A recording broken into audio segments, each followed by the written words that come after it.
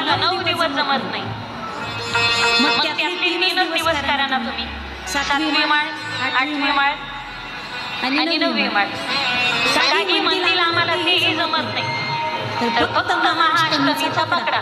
आपल्याकडे 6 दिवसाचा करतात ना उपवास, 1.5 दिवस 6 रोजाचा उपवास. 1 दिवस तुम्ही अष्टमीला, महाअष्टमीला जरी उपवास केला तरी हा उपवास सफल होतो. म्हणजे ज्याला 1 दिवसाचा करायचा आहे त्याच्यासाठी श्रीमदेवी भागवतात पर्याय आहे. ज्याला खाल्ल्याशिवाय दम निघत नाही त्याच्यासाठी सुद्धा देवी भागवतामध्ये उपाय सांगितलाय. आणि अख्ख्या श्रीमदेवी भागवतामध्ये भगवान श्री वेदव्यासांनी भेंड्या खाल्ल्या पाहिजे, चक्की खाल्ली पाहिजे असं कुठंच वर्णन केलेलं नाही. म्हणून व्यासांनी काय सांगितलं हे ऐका.